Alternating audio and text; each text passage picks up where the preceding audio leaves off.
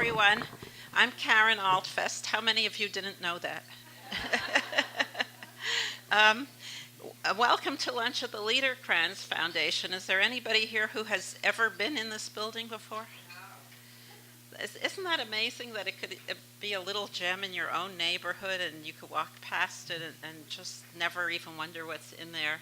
So this is a musical foundation, and I've given everybody a piece of information on it on your chairs. Maybe you're sitting on it. And you'll find a piano in every room here. And there's a story about that, which I'll tell you personally later, not on the microphone. But so we're really happy to be the ones to introduce you to this beautiful venue. If you haven't been here before, I'm glad that I brought you here today, because I just think it's so pretty and charming. And every floor here is a little different, and every floor is equally lovely.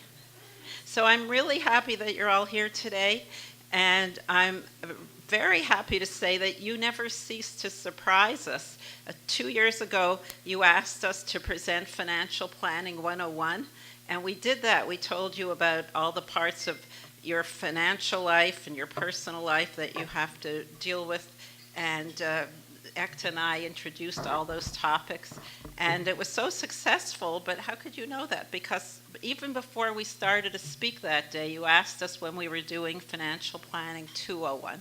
So I don't know how you knew you were going to like it, but anyway, we have brought with us today two leaders of the firm to present all this information, and they're going to be concentrating on greater depth on several of the areas of your financial lives, and you're going to be hearing that in a couple of minutes.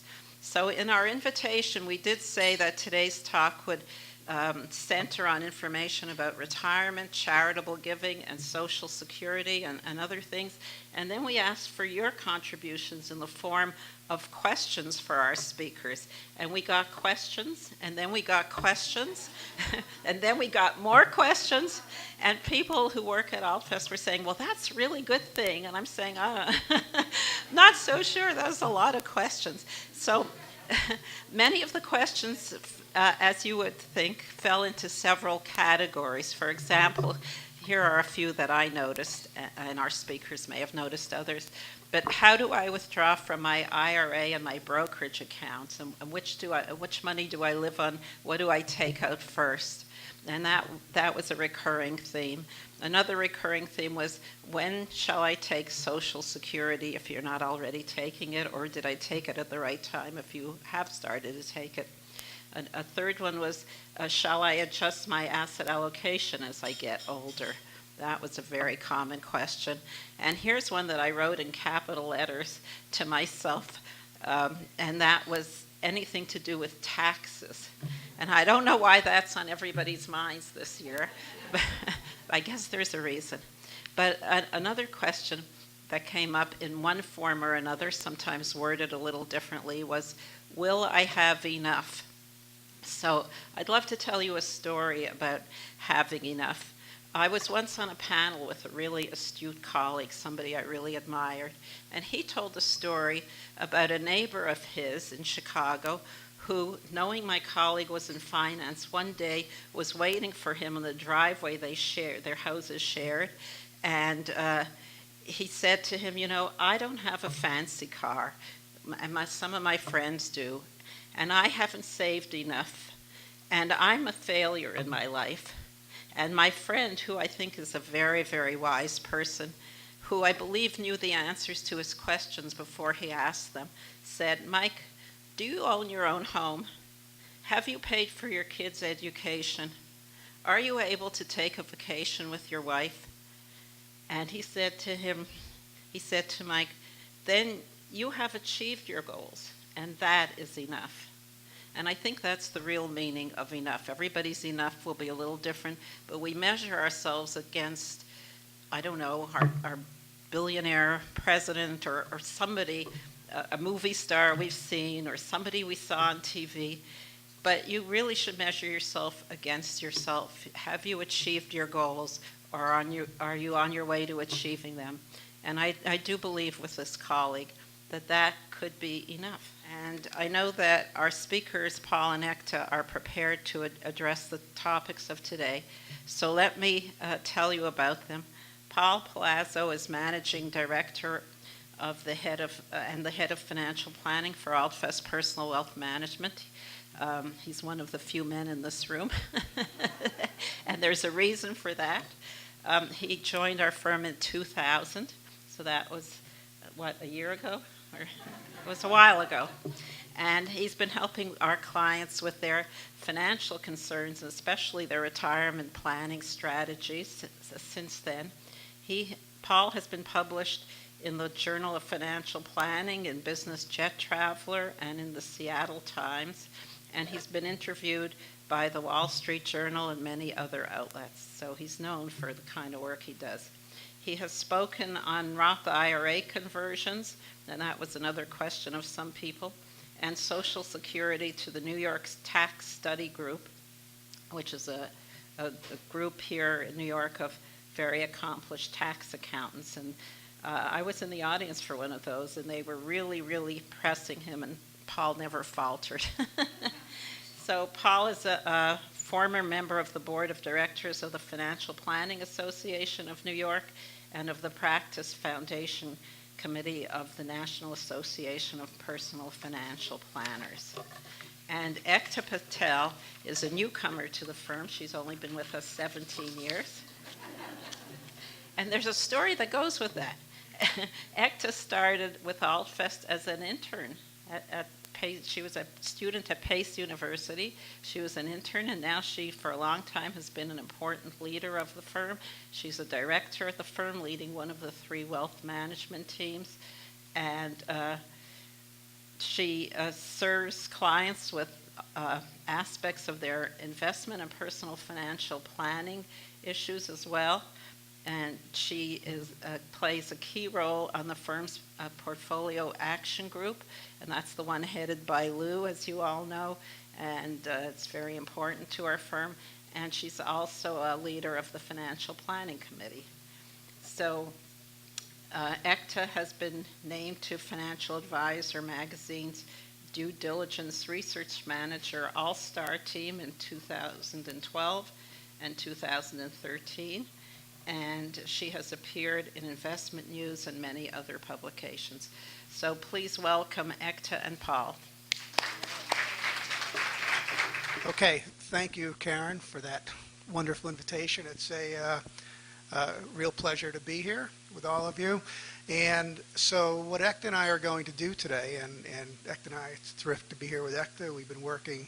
We joined the firm almost at the same time, 17 years ago, and we've been working closely together. The only difference is I was an intern, and he was very accomplished. You're very kind.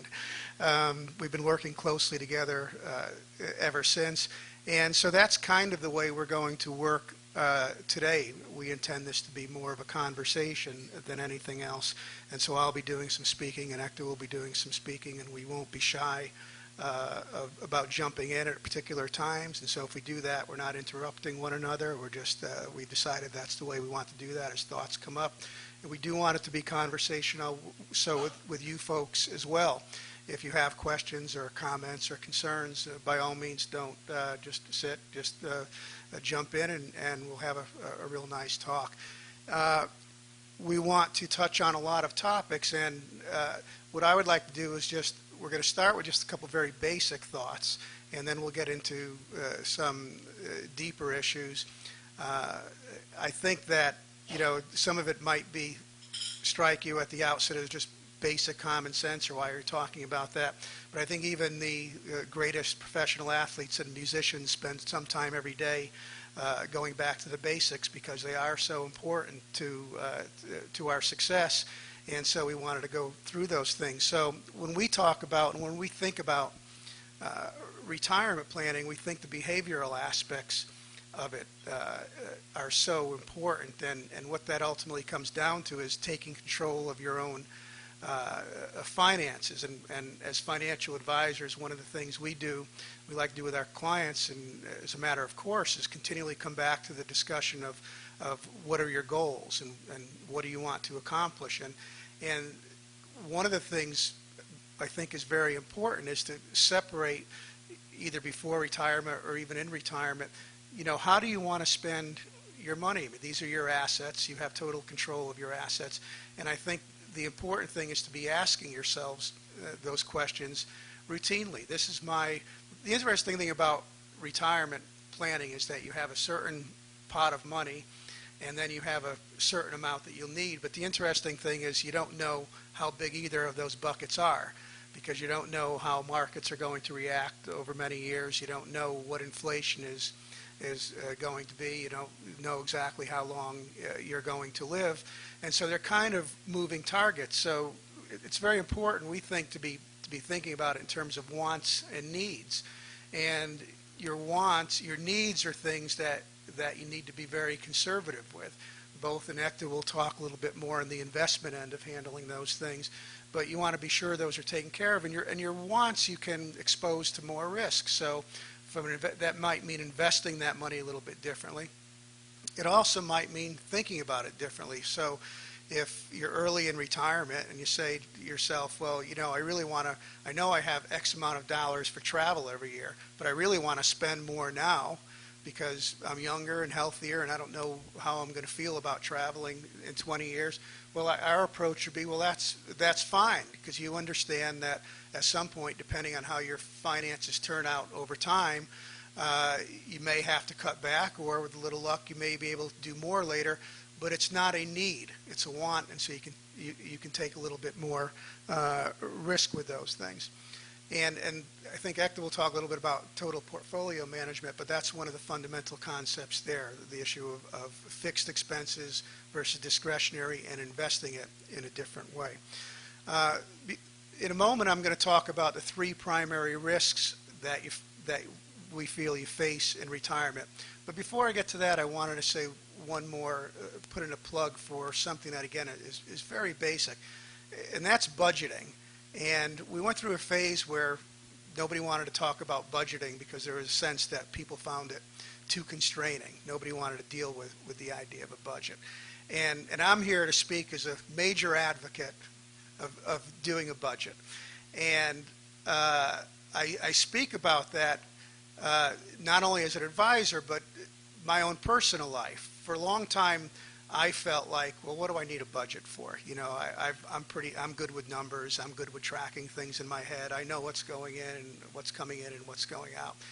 And then it got to a point where I found it a little bit annoying, because every single month when I'd open the credit card statement, it was a little bit higher than I thought it was supposed to be. And at the end of the year, when I'd look at how much money I had saved, it was a little bit lower than I thought it should have been. And so I started questioning my ability to carry that all around in my head. So maybe 7 or 8 years ago, I decided, well, I'm going to take a crack at this budgeting stuff. And there's a million easy ways to do it these days. And what I found, surprisingly, was not only that it gave my wife and me a better handle on our finances, but we found it to be a tremendously empowering experience. And because, again, it goes back to that idea that you have a certain amount of assets to spend the way you want. And we found the concept of budgeting gave us terrific control over how we wanted to spend that, because we were making proactive decisions rather than making impulsive decisions and then perhaps being happy with them and perhaps not. We were finding the idea of being proactive and basing those decisions on our desires was tremendously empowering. And so I would urge you all to be thinking about that.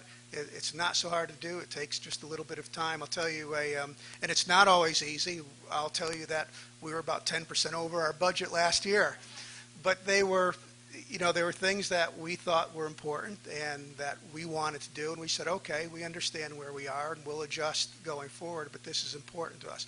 And every morning when I walk into the office, there's a high-end shoe store right next to our office, which you may have seen, men's shoes. And they have a big sign in the window that's been out there for about a month, second pair, 60% off.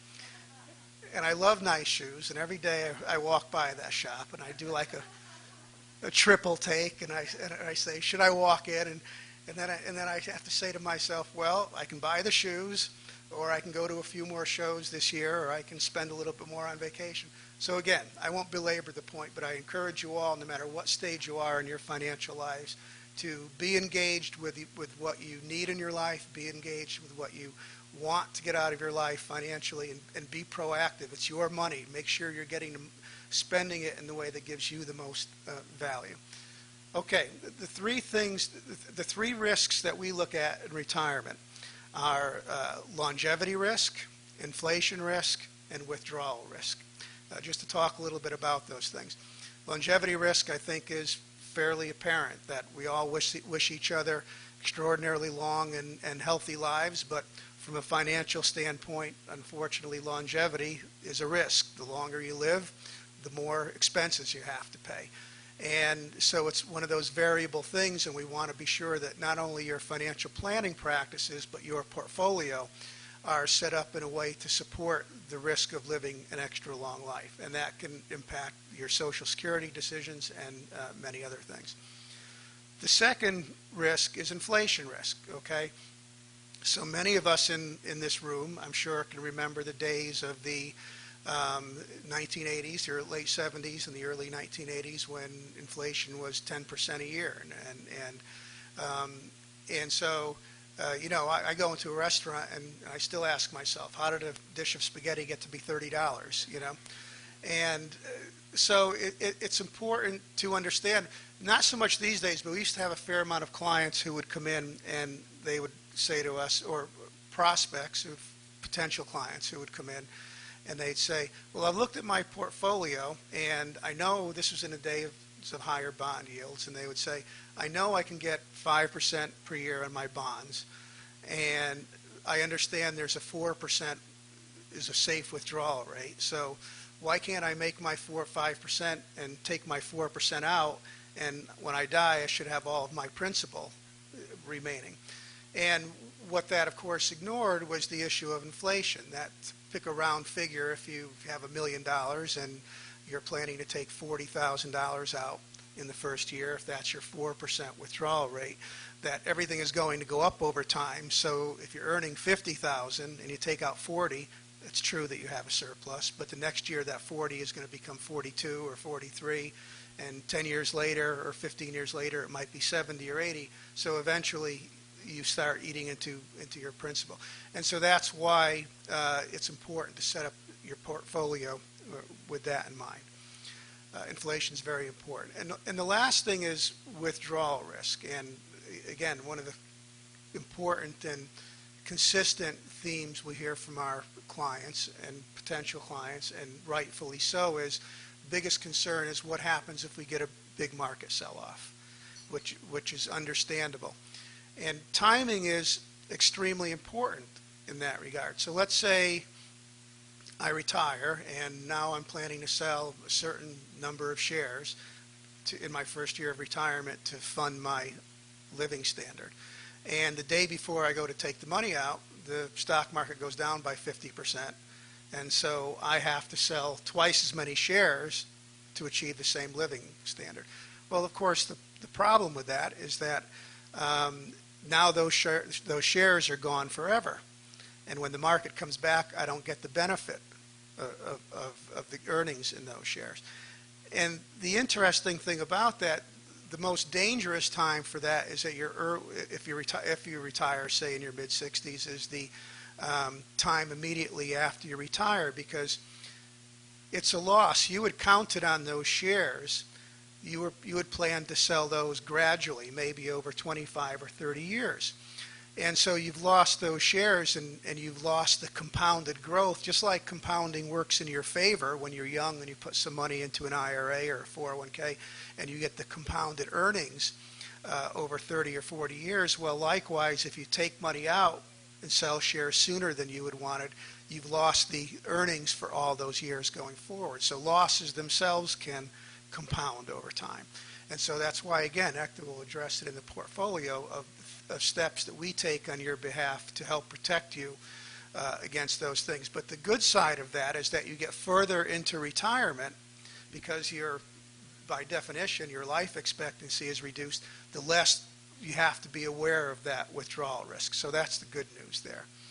So with that, I'm going to turn it over to Ekta to talk a little bit about asset allocation and how we think about portfolios in that regard. Thanks, Paul. Can everybody hear me? Okay, good. So, in terms of, I think that's one of the hardest questions, in my opinion, that people that I speak to on a day-to-day basis go through. How do you determine what is the right mix for your portfolio? It doesn't matter whether you have 10 years in retirement, 20 or 25, or you're young and 30 and 40 and starting out. Say if they're thinking about retirement, what mix should I have? I think the conventional wisdom is that the younger you have higher mix of equity, and as you get older, you sort of are on side of less risk, less volatility, and hence more stable investments such as bonds. And it's a good starting point to get to start understanding how you want to go about designing your asset allocation. But at the end of the day, it's important that you ask yourself some of the basic questions that Paul alluded to in the beginning. What is your time horizon? Is it 10 years? What are you saving it for? Is it retirement? Is it for buying the second home? Is it for your kids' education, as in my case? What is the goal? Because I think I have a longer horizon for retirement, but much shorter horizon for saving for my kids' education. So the asset allocation has to encompass a lot of these other things, including withdrawals in your portfolio. Now, the more equities you have in your portfolio, the higher return you'll achieve, but that will bring higher risk as well. So most people have some balance of stocks and bonds in the portfolio, but what is that optimal balance? That's what people struggle to come about. So what we do with our clients is, in an event where there is, a big discrepancy as to how they are currently invested and how they want to be invested in future, we talk to them about, cash flow. So how much does this portfolio have to produce to afford your cost of living or your spending needs or whatever that goal might be? And based on that, we encourage them to think, what that split might look like. Also, we encourage them to think, how would you feel if the market drops 20% the day after you've invested? Would you be able to stick with the asset allocation, the risk that you put in your portfolio or not? So for example, let's say you have a portfolio where we did the analysis, we did the cash flow planning and said, you know what, if it's 100% in equities and you can meet all your goals at the end of your life. You'll have a comfortable retirement, you can leave money for your kids, whatever that might be. But you can also achieve the same goals with 50% in equity. So what would you choose? There's no wrong answer here, but it is different for everybody. It's different for me, it's different for you, and it's surprising it can be different at every stage in life. It can be different for you at 50 or 70. But the idea here is that you need to choose an asset allocation that you can stick with in up market and down market. And the reason for that is, it's true that when the markets go down, you might have stocks that you plan to sell and live off. But at the same time, if you have a good mix of stocks and bonds, it's a very well diversified portfolio. There are other places that temporarily that you can tap into and let the portion of the portfolio that is down significantly bounce back. Markets have cycles every few years. Equities, if they go down, they take some time to come back, and so does the bonds. Bonds are not prone to they're prone to volatility, especially in a market like this when interest rates are on the rise again. And I think Paul made a good point earlier that as you grow older, should you have more in income-producing stocks, right, or income-producing investments? Now, that leads you into certain portions of the investable markets. Okay, there are investments that bonds produce income. Within bonds, there are high-quality or junk bonds, which are higher-yielding bonds.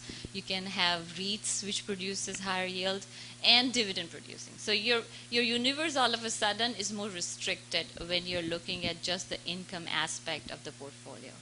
what we tend to encourage people is to look at the total return approach. And one aspect of that is income, but the other aspect is the growth of the portfolio, which is capital appreciation. So anything that has appreciated significantly over the years, then maybe you want to take some off the table and then take some from the income. These two aspects are not totally different. To certain points, they're identical. So when you need withdrawal, you'll tap into the income part of the portfolio, whether that's interest or dividend income. Where they diverge is, what do you do when you need more than what your portfolio is really producing in income? So there are two ways to do it. One is you overweight your portfolio in this income producing stocks, and the danger there is the volatility. You may think that because these are income producing, they're less volatile, but when they are volatile, they're probably going to move in the same direction, and it can affect the whole portfolio. And the other approach is, take some from the capital appreciation. There you have more flexibility. You can invest in different parts of the markets, whether it's domestic or international. So for example, in our portfolios, what we did was, because we are a big proponent of diversification, and this is probably not the first time you're hearing from us, but as you might have seen in your portfolio, about a couple of years ago, we overweighted ourselves in international stocks, because we felt that, U.S. was ahead in the recovery cycle than other markets in the world, and we found better value outside of U.S. So within the mix that we have agreed and chosen for you, within that, we have a discretion to allocate where we feel the value is. So we overweighted in international, and that has done well, including emerging market. And even today, we feel that emerging market, even after the run that the international markets have had, has a better value. So if somebody needs money, if these parts of the portfolio have done well, that's where we would take it from. And at the same time, try to keep it in a mix that we've agreed upon, not to diverge too much away from what your comfort level is. Because the last thing we want is for you to sell when the markets are down, because that's when you take the permanent loss. The other part that we look for as allocation is when it comes to withdrawal. Let's say you are retired and you are relying on the portfolio to withdraw from the assets. There are a number of ways you can do it to sort of while you're going through these volatile phases of the market. There are because we keep our portfolios diversified, there are short-term portions of the market which are less volatile. So in a year, let's say you need to withdraw 50, 60,000 annually from your portfolio, then if the markets are down, then we would tap into those parts of the portfolio which are less volatile and let the other parts come up over time and then rebalance once the markets are stable. So, there are different strategies, this being a very important one. We tend to cater to what people's withdrawal needs are and sort of come up with what the best withdrawal strategy would be, especially from where the money is going to come from. If the market is up, we might take the money from the appreciated assets. We won't touch the bonds because we at the same time want to make sure that, equity doesn't overweight, whether it's international or domestic. Paul, do you have any thoughts on how we withdraw in a more tax-efficient way from the portfolio? Yeah, I do. And before we get to that, so far, are there any questions that have come up? You spoke about tapping into portfolios early in retirement. Mm-hmm. But how do you define that? Is that the first 3 years, the first 5, the first 10? Oh, yeah, that's a great question. I think that there's no set time frame. I think the rule would be that the further you get into retirement. So I think if I had to put a number on it, I'd say probably the first 5 years. But that would depend on how early you retired. I think it's more of an age thing than a retirement thing. So if you retired at 50, then that period would go on a lot longer than if you retired at 70. It's more, I think, a function of how many years do you have left to live than when you're retired. And I think it also depends on whether you plan to spend more in the early part of the retirement versus the late part of the retirement. Yes. I don't know whether this is appropriate at this moment. Mm-hmm. I'm sure but it in is. terms of withdrawal, and you spoke a moment ago in passing of a 4% withdrawal rate. I know that that's the classic notion. But we're now living in a time, and I don't know how long the time will last, when there are questions about what Social Security will continue to mean, what Medicare will continue to mean. All of these things seem to be up for questioning. So, and many of us don't know how to evaluate what the end 5 years are going to bring. How if this is the time to address those questions? Yeah, I think that's please a terrific. do. I think that's a terrific question. There is a traditional benchmark that says if you have a 30-year retirement period, and if you withdraw 4% of your portfolio in the first year, and then increase that amount for inflation every year, that you should be fine. That rule has come under not attack, but it's been rethought a great deal over the last few years because bond yields are low, markets are high, and so there's a real question of whether the return assumptions that that research was built on will continue to hold true.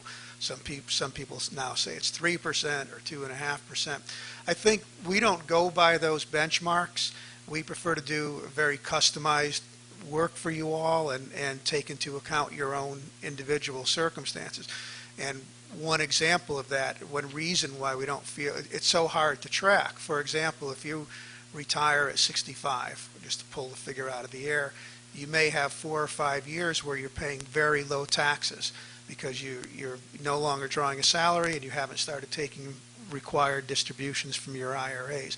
So if you were to say, well, I'll take a 4% withdrawal rate, and then you were to get to 70 and your taxes would jump, suddenly that withdrawal rate would jump as well. Or you may pay off a mortgage and your withdrawals may go down. You may decide to fund children's or grandchildren's education accounts or otherwise do some gifting. So the point is that the idea of having a standard withdrawal rate that's going to stay fixed for your entire retirement period is not realistic in our view. So what we would prefer to do, obviously, is look at your particular circumstances, what the future likely holds, and then run those calculations and that analysis in a very customized way for you.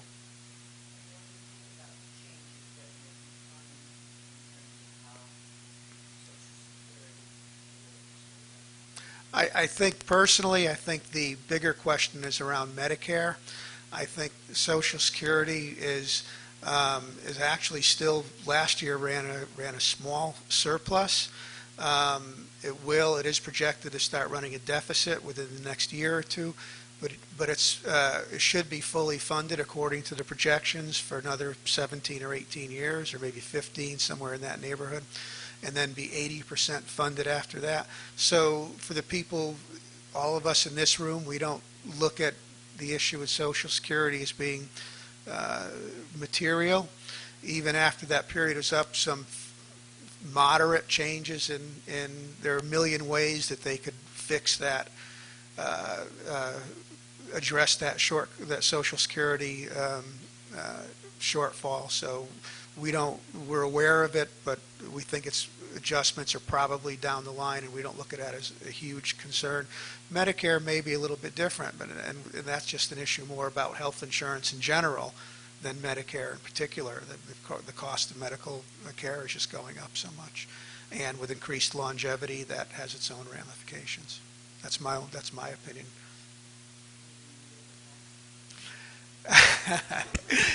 Would you have a follow-up question?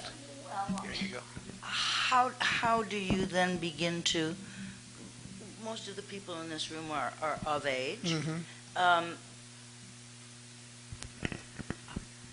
What rules of thumb do you begin to elaborate? Oh, that's a good question. We assume that medical expenses will go up for everybody, not just retirees. We assume, for example, if inflation is projected at 2.25% a year, we would probably assume that inflation would go up by that medical would probably go up by closer to 4% a year. We've assumed 1.5% above the standard inflation rate for medical expenses, regardless of whether you're on Medicare or still working or what have you. that's been the case, that medical expenses have gone up by more.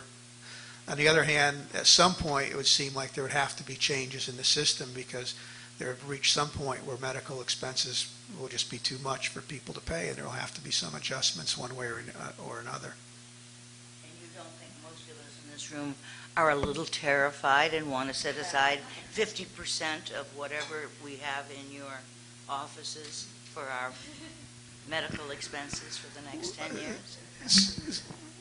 I think you may be referring, Elaine, to medical expenses, but also long-term care expenses. Lump it which I together. think is, Right. yes, I Okay. think, yeah. Thank you. And we'll, if it's okay, we'll come back to the long-term care question, but I think that's a terrific question as well, yes.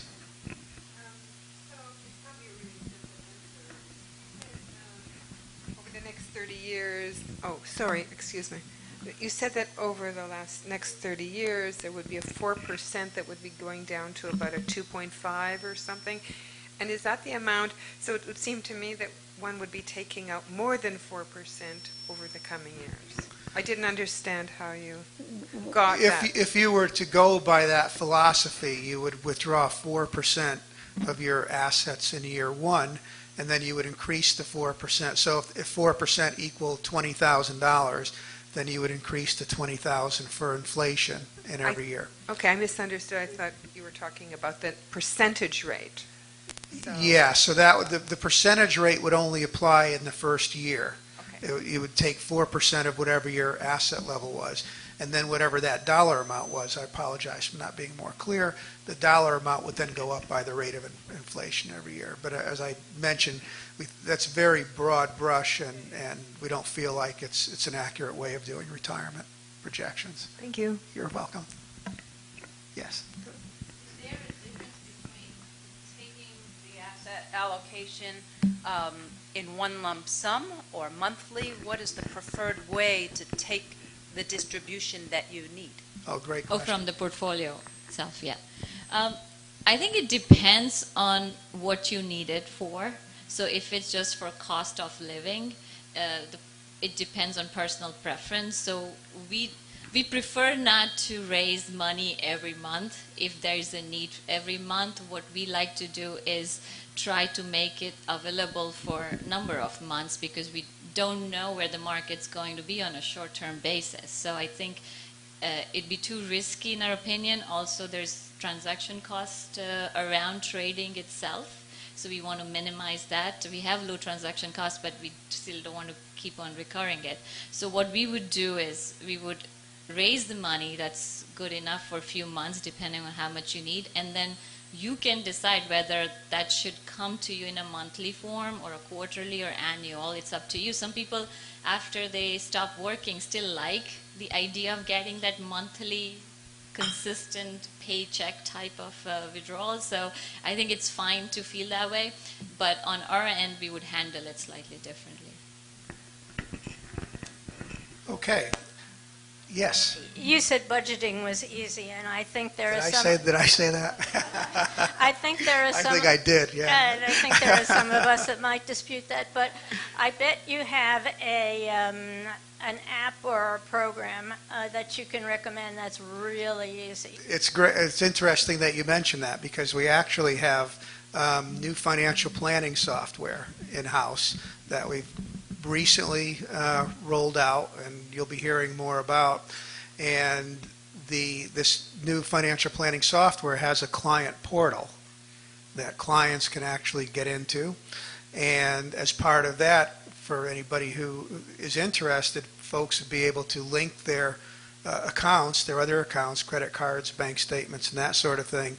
And that would be a handy budgeting tool where your statements would actually come in and your expenses would be categorized for you, and then that would allow us to do more detailed financial planning for you. There are other programs out there as well, but I think you'll find this would be an exciting opportunity.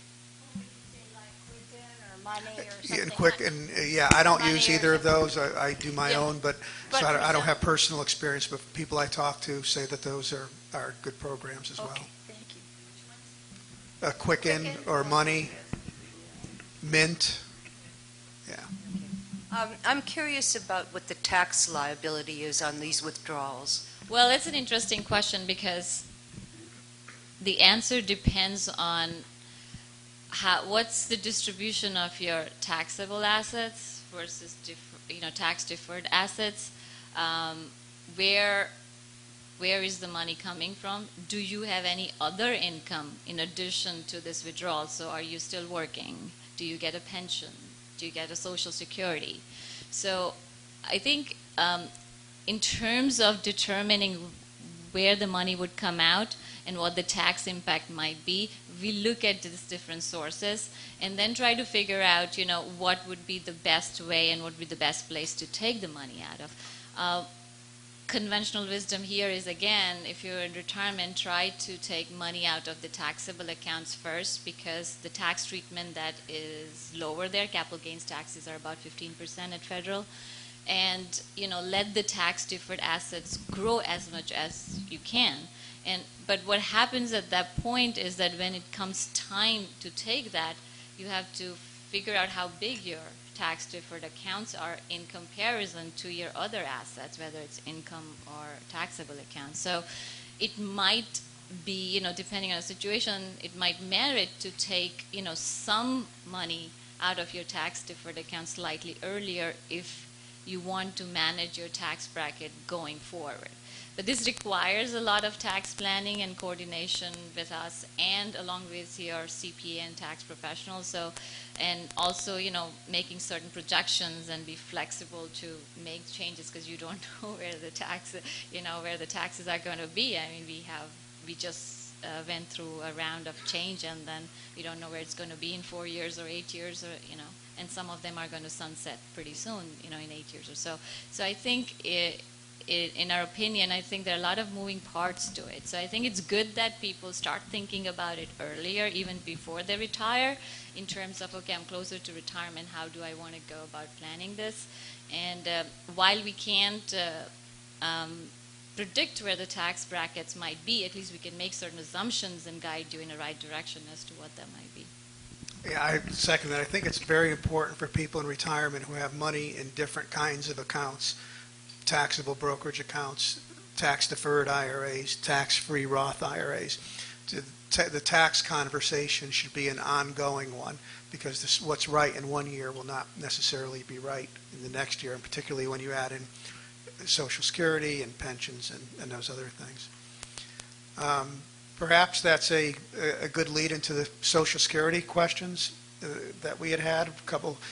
Some folks had expressed an interest in when to take Social Security, and as you know, many of you have already made the decision, but for those who haven't, you can begin taking Social Security at 62, and you continue to get an increase in the benefit every year up until 70, and that benefit, the increase is a little bit different from year to year. It's not exactly the same, but it's generally 7 to 8% increase for every year that you defer, and generally it makes sense. We believe it makes sense, absent significant health concerns or other extraordinary circumstances. In many cases, we find that it makes sense for folks to delay.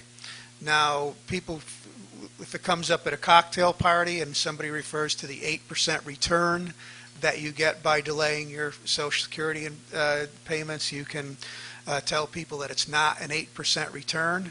A little bit inside baseball here, I guess, but what it really is like it's an 8% annuity. So if I were to have the opportunity to take $20,000 this year, I can give that $20,000 back, and in return I get $1,600 a year extra for the rest of my life. So what it really is an 8% annuity payout with a cost of living adjustment that's also insured by the federal government. So as annuities go, that's a terrific payment. The reason that's such a healthy benefit is that rule was actually created back in the 1980s when interest rates and inflation was much higher than it is now. And without getting too much into the politics, but to get it back to that question that Elaine had about Social Security, if you were to look at one way to shore up, so as you know, they outlawed a few years back some benefits that you could take from Social Security that spouses could take, and that saved the system some money. And I suppose you could argue that a progressive wouldn't be the biggest fix in the world, but a progressive fix for Social Security would be to not allow people to take it after 66, because that 8% annuity is extremely attractive. And when you look at it, let's face it, there aren't very many lower income people that can afford to wait until 70. So I'm not advocating that, but I'm saying if they were looking at one fix that would be progressive to add a few more dollars to the Social Security program, that might be one of them. I think just going back to one thing that occurred to me about taxable income was, I think we get asked from time to time a question about how do I reduce my tax liability? You know, if you're in a retirement, if you're taking money out of your retirement accounts or taxable accounts, there's some form of tax liability. So how do I reduce it? There are several ways to do it. Again, the situation can be different and it depends on what your goals are. But one of the simpler way is what we do on an ongoing basis when we manage portfolio is if we create a lot of capital gains in a good year for you, I understand that it creates tax implications. But at the same time, you know, we go through this exercise every year where we look at the portfolio and say, well, okay, we created so many gains. Are there places that we can offset that? Are there places that we can create losses in the portfolio to offset these gains? This just applies to the taxable accounts, by the way. So, you know, we do something called tax loss harvesting. You know, that's one way for us to help clients, you know, bring down their capital gains if need be.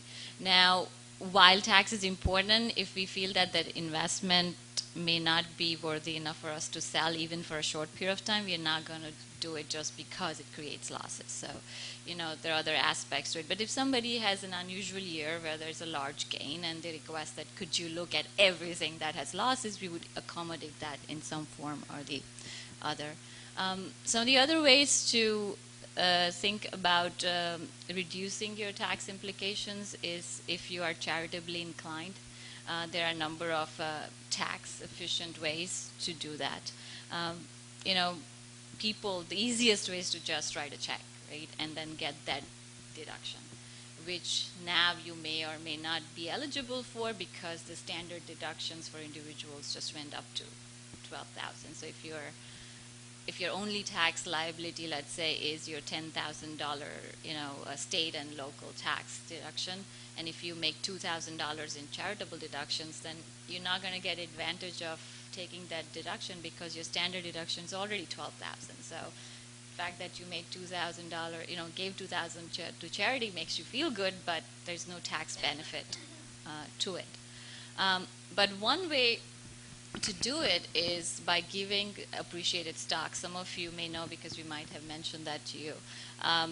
So for example, if you have a stock that has significant gain in it, you could consider that instead of giving cash, you can give that stock to the charity. So by doing so, what you're doing is you're still giving to the charity, but at the same time, you're passing along all your gains to the charity. So you don't have to pay that capital gains tax on those stocks. And the charity, being a tax-exempt entity, doesn't have any gain implications, so they can sell it next day. And so that's one way to, you know, think about minimizing a tax-efficient way to give charity. Another way is to use your required minimum distributions from your IRA. This is something that everybody, you know, over 70 and a half are required to take. So a number of years ago, the IRS allowed people to use a portion of their required minimum distribution to be given to charity directly. Now, for some people, this might work out better than giving appreciated security, depending on your tax situation, because the impact this gives is, let's say you have a charitable required minimum distribution of $10,000 this year, and you give to charity $2,000.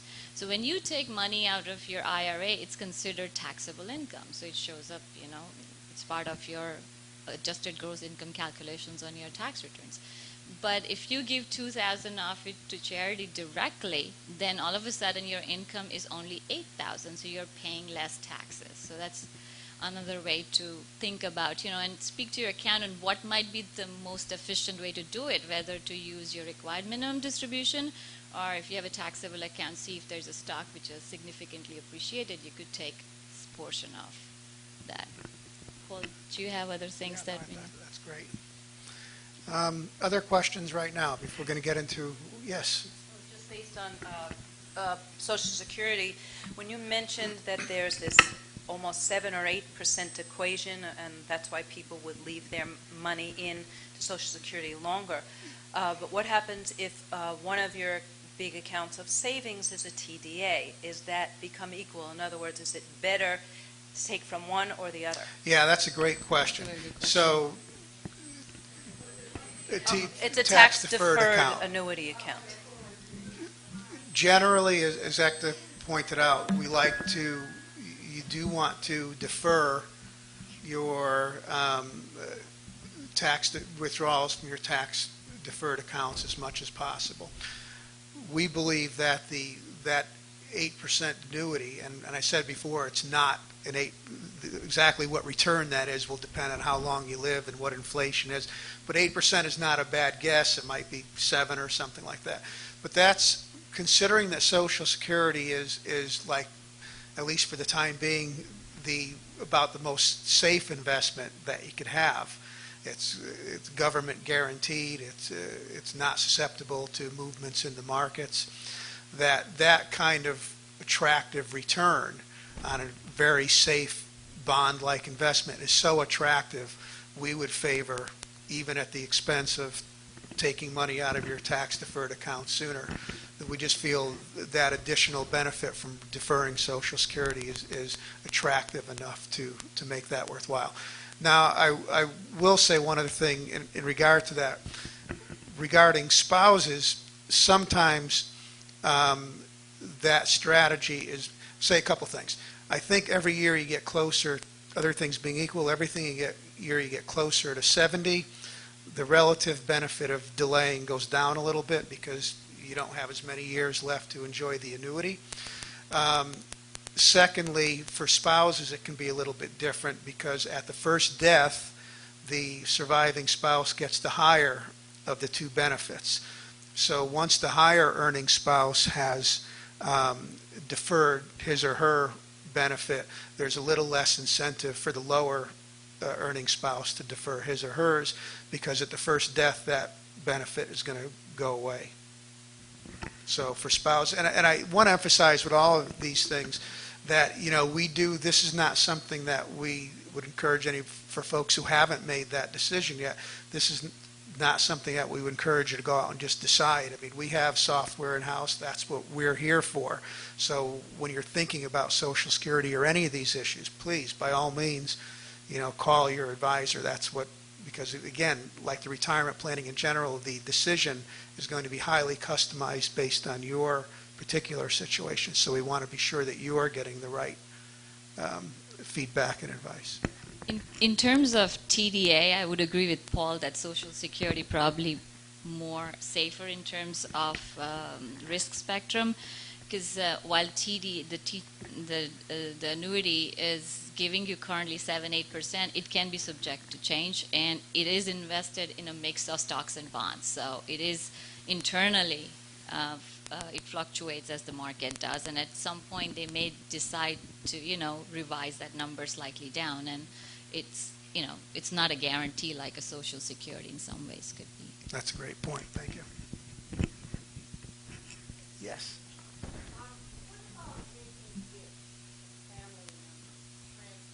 Funds. I'm sorry. What are the issues around transferring funds to family members, as gifts? From a retirement planning standpoint, or from a tax standpoint, or? From any standpoint. So, aside from the fact they might blow it, but other than that.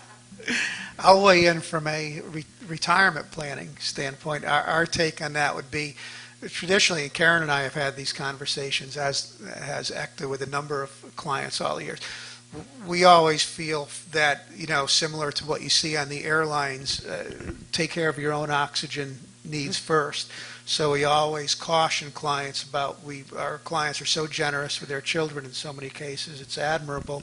And we always encourage folks, be sure that you can afford what you're giving away, because you can always give it away later. And the worst thing we feel would be to give away money and then have to go back later and say, gosh, I'm sorry, I really couldn't afford to do that. Can I have the money back? It's very awkward. And so we would just urge everyone, with your gifts. And I think, again, it gets back to that want versus need. How important is it to you? Is it a discretionary expense where you can say, okay, I have some flexibility with this, or is it really eating into your own needs that you have every day, and just a value judgment to make? But other things being equal, we would recommend a little bit of caution. Are there, I think what I was getting at, maybe wasn't articulating well, are there tax issues for the person who receives the gift? Yeah. Or So you want to handle that? Well, yeah, I mean, we are allowed about an annual exclusion of about 15,000 or so per person now, so you could technically just give that, and that is not taxable to the recipient. So if you can afford it and it's something that you want to do now, that's easily can be done. But there are other ways to do it, more tax efficient way. Like I mentioned, giving appreciated stock to a charity. You could do something similar with your children. But that forces you to, get more familiar with your children's tax situation. So I think, you have to figure that out. But if the children are in lower tax bracket than you are, so currently there are two tax brackets, 10% and 12%. So if your children are in those tax brackets, they don't pay capital gains taxes. So if you have appreciated securities, then you could give it to them, then they can sell it, don't pay tax, and use the cash in that way. So there are other ways to do it. For example, if you want to directly pay for medical expenses, that is one way to do it. To pay education costs, you can pay to the university directly without affecting, your tax situation. Did you have a follow-up question to that, Miriam? Okay.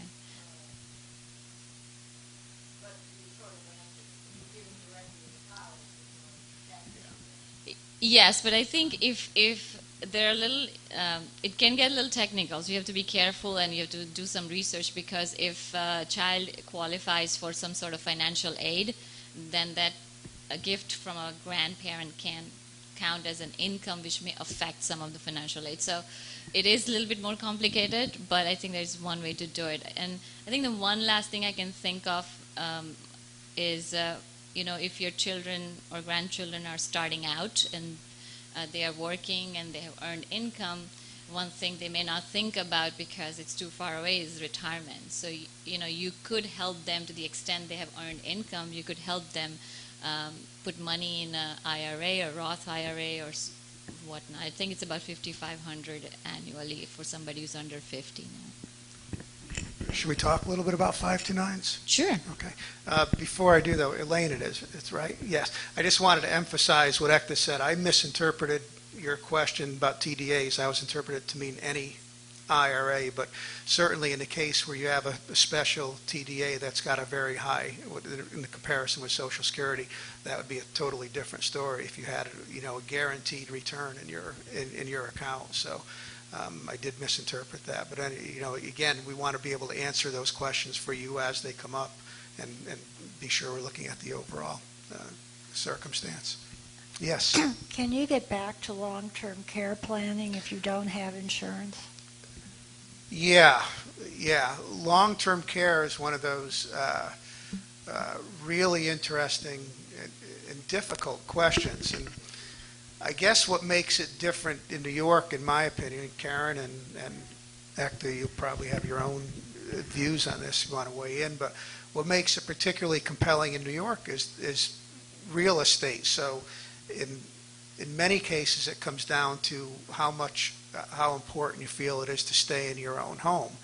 Whereas if you were in different parts of the country and you had a home valued at $75,000, that decision wouldn't be nearly as compelling.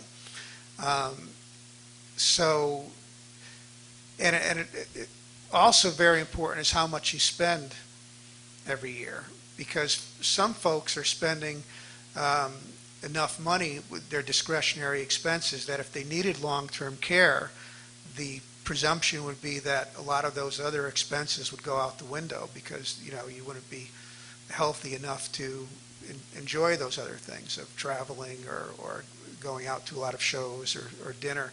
So again, we want to be talking to all of you about that, but it really is a very individual decision that gets back to how do you foresee yourself living your final years, and what's your family situation, what's your real estate situation, do you have care available to you, and then what is your living standard, and all those things come into play, because it may be a matter of just transferring some expenses from the discretionary category and how much your assets.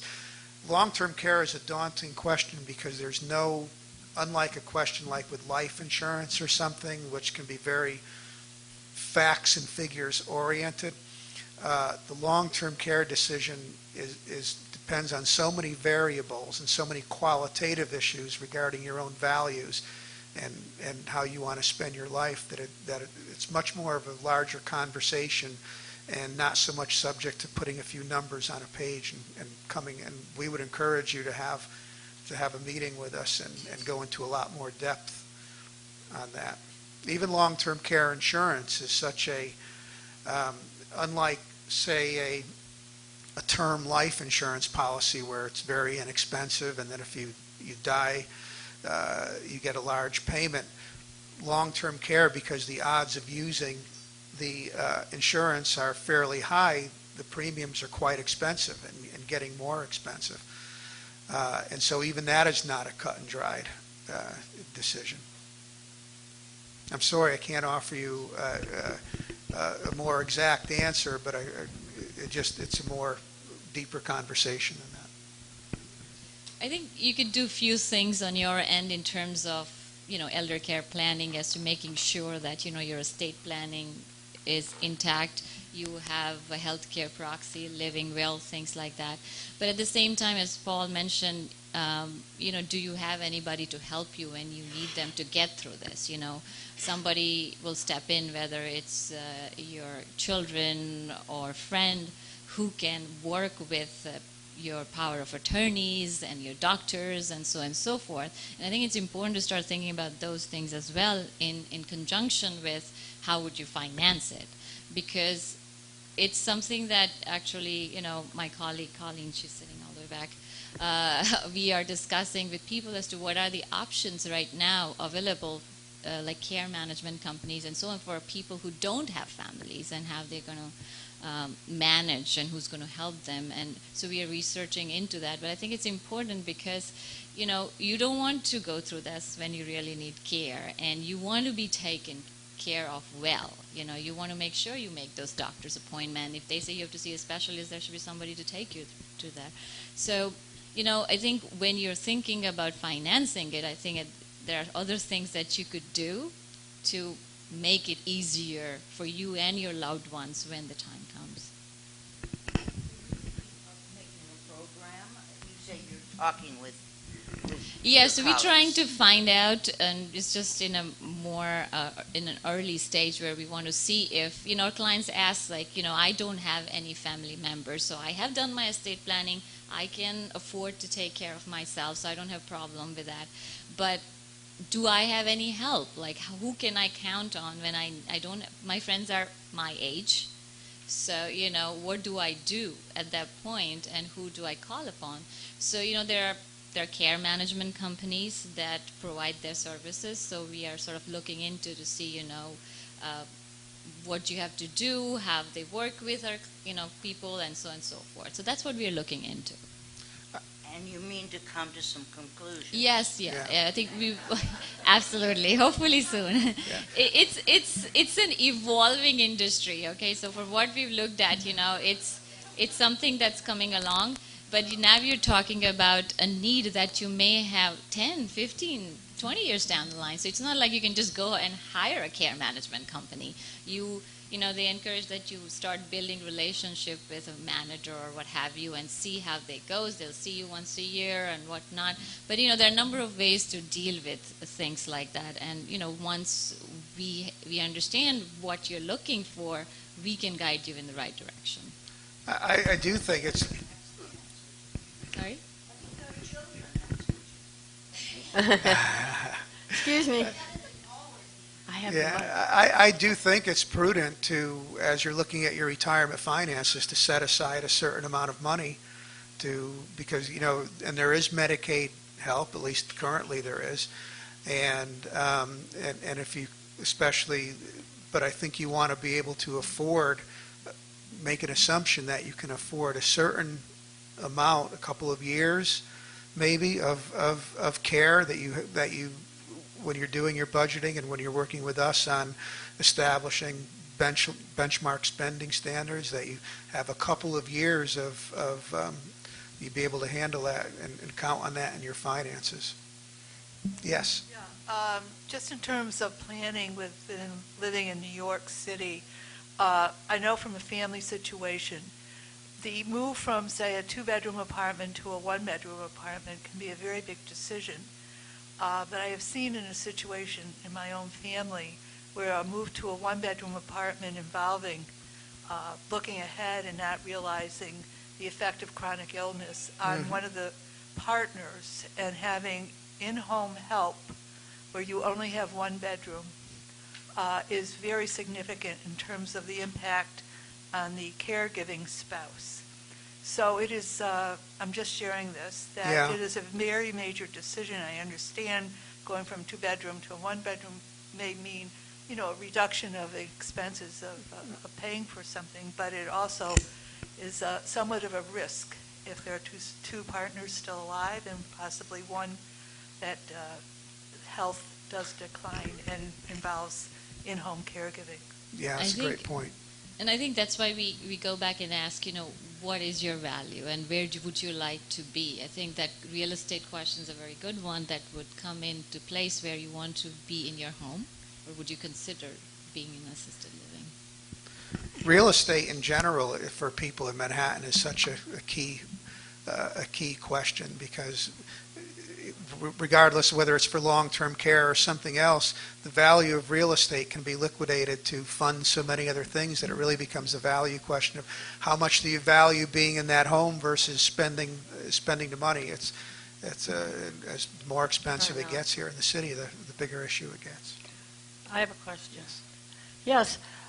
You read a great deal now about the changing population in terms of now all the baby boomers are getting older, and there are just so many more of them than there are of my generation or even the generation younger than them. And how does that affect post, getting older and the needs of getting older when you have so many more individuals who are in that position? That's a good question. Certainly it has a bearing on Social Security. It's going to change it's going to require changes in the Medicare and Social Security system in some shape or form. It'll also have an impact on this long-term care decision, the demand for more nursing homes, presumably, although who knows what happens, what technological improvements may change that over the next 20 years, but it'll have an impact on all of these changing demographics of the labor force and pay raises and all the rest, so it will have an impact. We only have a few minutes left, so if I can, I'll run through some of the questions that we received and that we have probably not yet addressed. So, do you know of different strategies for married clients versus single clients? Married, I can. Well, married with kids, kind of nice. I'll weigh in as well, but Karen, is it that in terms of retirement as to how to plan for it? I think, again, there are certain things where the expenses overlap, like you have one mortgage and things like that.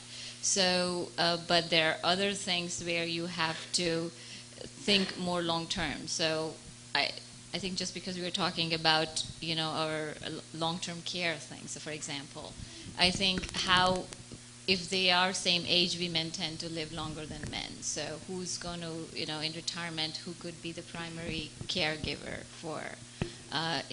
for women can step into the role if the husband is not well. But I think then how do we plan for the women? Because, they tend to live longer. At what age this may come about? So, some of the things that we start talking to people earlier, like in their 60s and 70s, as to how they want to think about.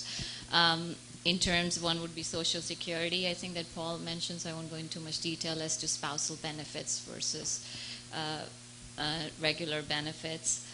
In terms of gifting, you have a little bit more flexibility. You could gift a little bit. Annual exclusions go up.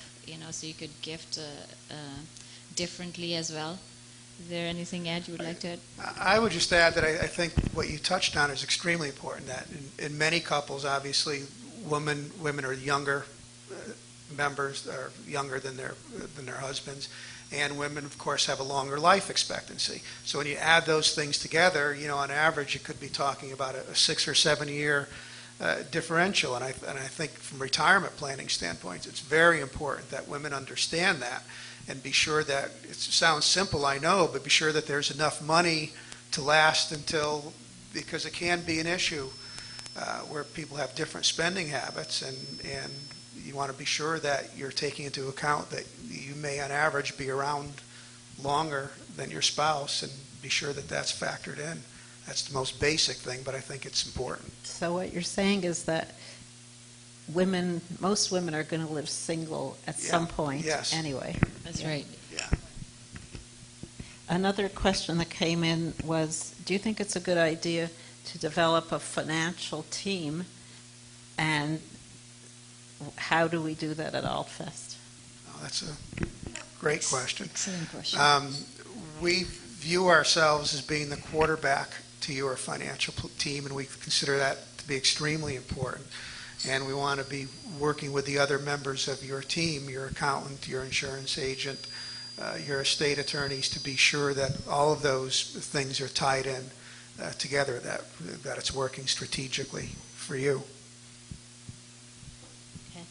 And somebody wanted to know if there are questions to ask when you're interviewing accountants or attorneys, and that's interesting because just last night I accompanied 2 women who are here today to hear some accountants speak on cross-border issues, which is very interesting to their financial lives. That means we would want them to know the taxes in more than one country and treaties and things like that.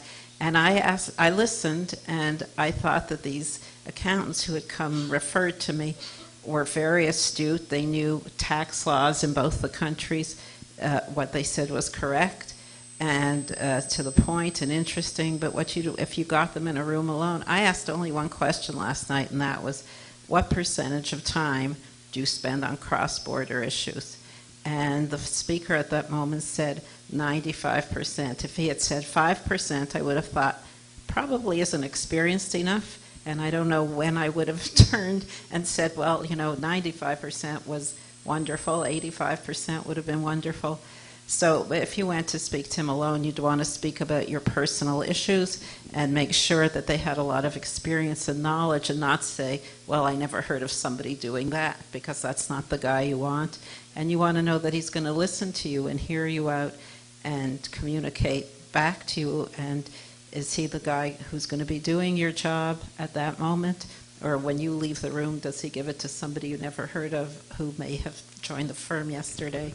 But, those are the kinds of things you'd want to dig down on. But you'd want to share your story with him and your issues and make sure that that was something he was very comfortable with. The people we met last night, I feel, would tell you, they would say, no, I've never come across that before.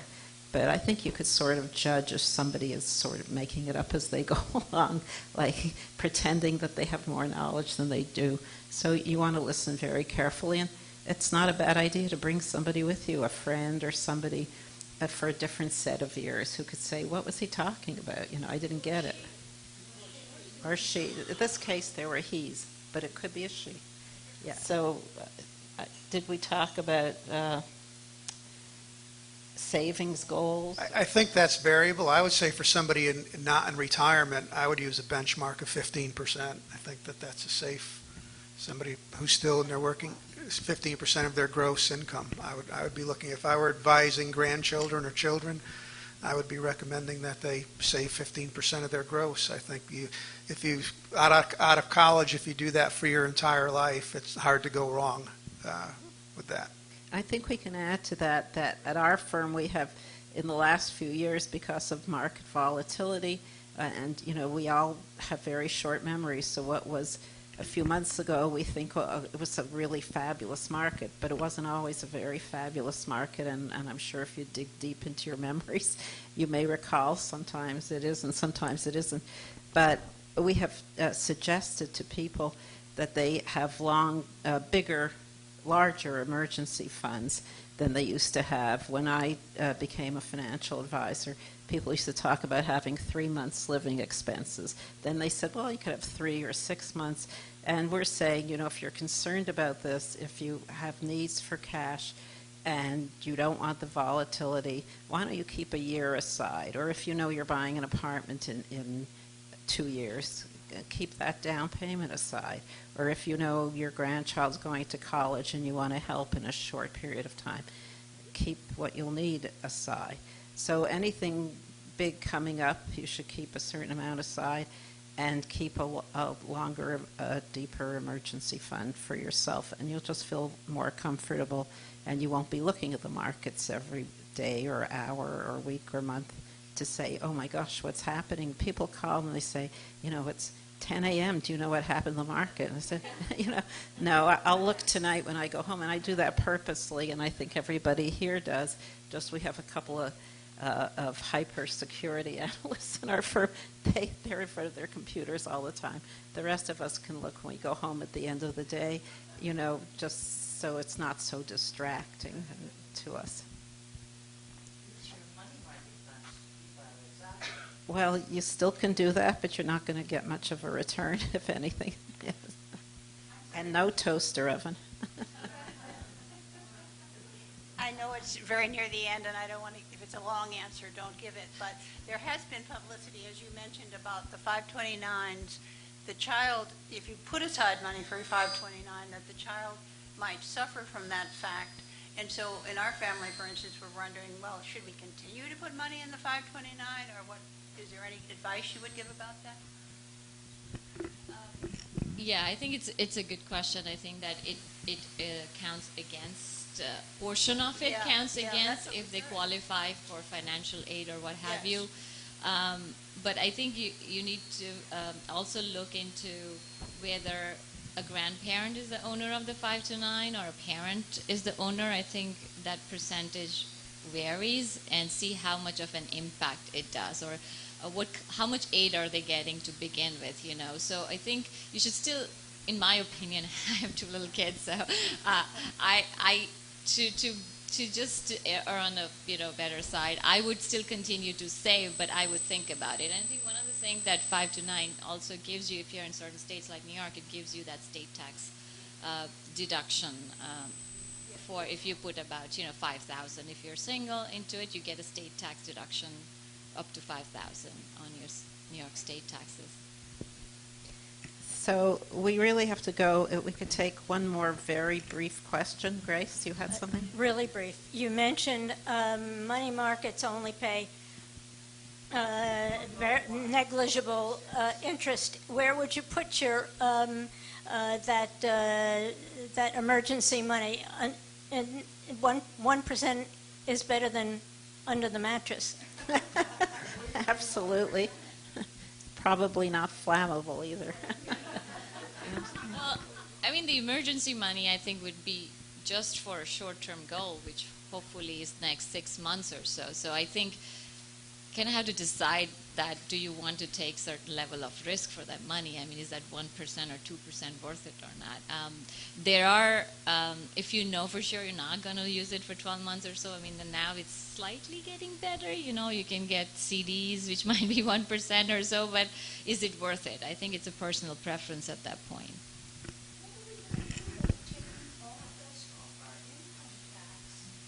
Yeah, if you have retirement accounts, tax-deferred IRAs, you can pay the fees out of those accounts, which is fundamentally the same thing as being able to deduct the expenses because it's not considered a taxable distribution.